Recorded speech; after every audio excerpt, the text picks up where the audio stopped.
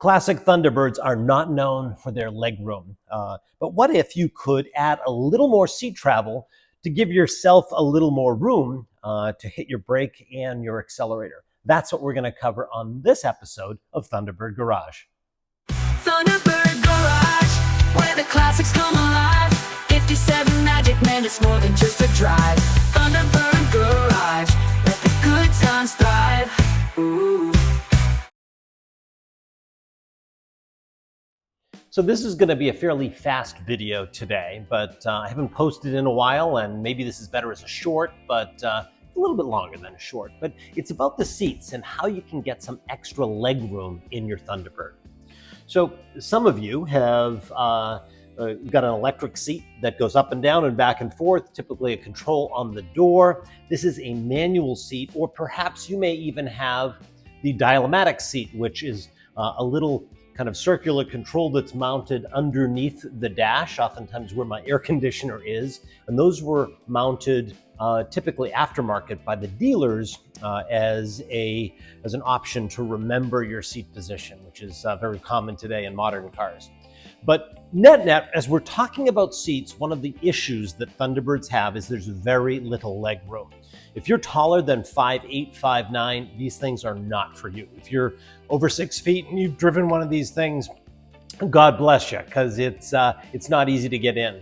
But what if you could add a little extra leg room? And what I'm going to show you is what I've done with the manual seat. It's much easier when you have a manual seat.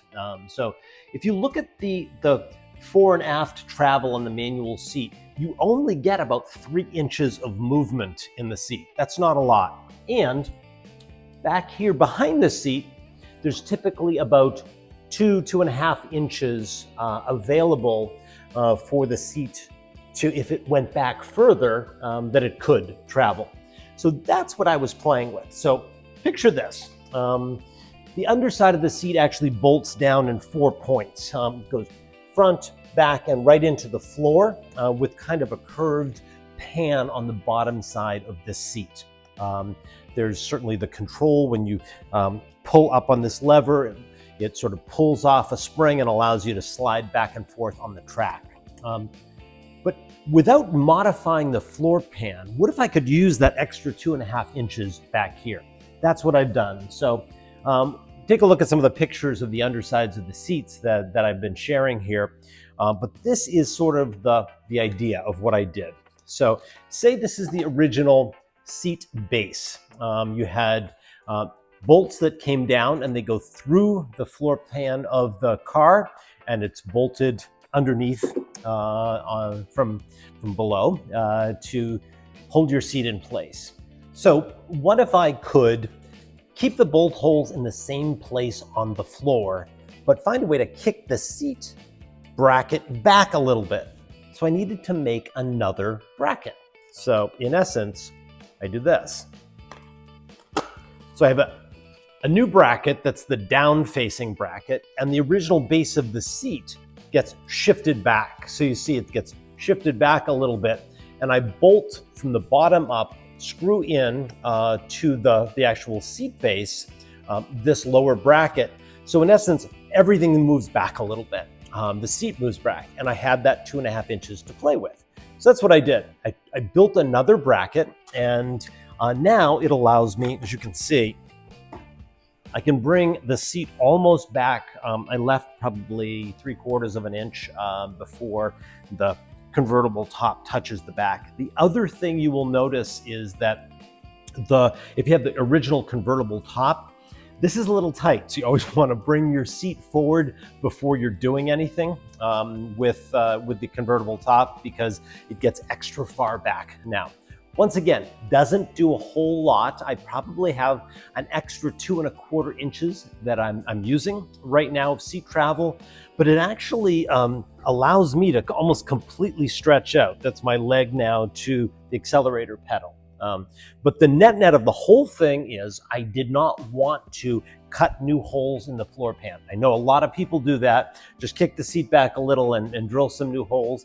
Why bother doing that? I could do this much more easily just by creating another bracket. And those brackets are very simple. What did I do? Well, I went to AI, because some of you know I like that. And I first went to Gemini, said, build me this piece of aluminum that's this long and has holes spaced at these points. And I got this really weird image or design back. But then I went to Anthropic by Claude, or Claude by Anthropic rather, and asked it to do it. And it actually created almost a complete kind of CAD drawing for me. And so that's what I'll share, or I'm showing to you right now online. That was pretty cool in what it was able to do. But net, I took that and I actually sent that to a machine shop. So we're back again at the T-Bird, and I had Metal Superstore in Woburn, Mass. Create these from the AI drawings or the AI specs that I had submitted, and they did it in about 3 hours, which is pretty wild.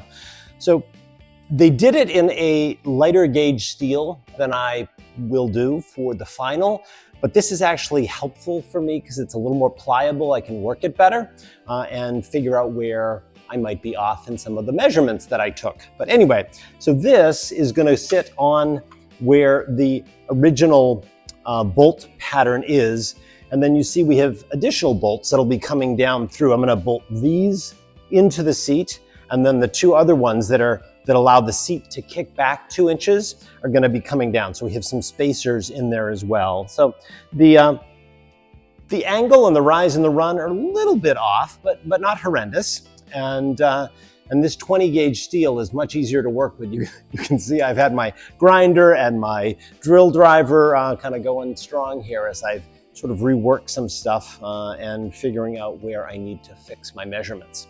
But anyway, this is a great way to start and a great way to figure out if my design actually is going to hold water here or move seats, as the case may be. So anyway, I will let you know as we go into the next step of moving a 57 Thunderbird seat back 2 inches. Once again, I think I would build it in heavier weight aluminum than I did. I built it in a lightweight because I wanted it to flex a little bit. I wasn't sure what I needed. There's a slope to the bottom of the seat that matches the slope of the floor pan of the car, so you got to get that right as well. But take a look at these images, see what I did, and net for fairly inexpensive money, I got a way to get an extra 2.5 inches of seat travel in a car that already didn't have a lot of seat travel and was so close to the steering wheel. Oh, and this is a smaller aftermarket steering wheel, although it looks like the original steering wheel, it's not. I have more leg room, and if you have disc brakes, you'll find that your brake pedal may be a little higher and require more effort. So you're going to want your legs to be not like this when you're applying your brake, but a little bit more stretched out. So I find this is much more comfortable with that as well. So net, that's what I did to get a little more seat travel in my car without cutting new holes in the floor. And I can bring it back to stock if I want to by just getting rid of the bracket under the seat right now. But it's a great way to give yourself some room, not have to cut the floor pan of your Thunderbird, and play with AI.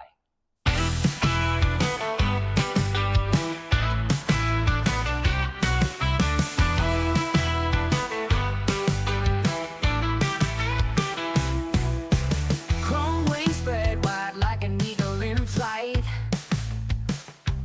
Johnny Braun's dreams under California.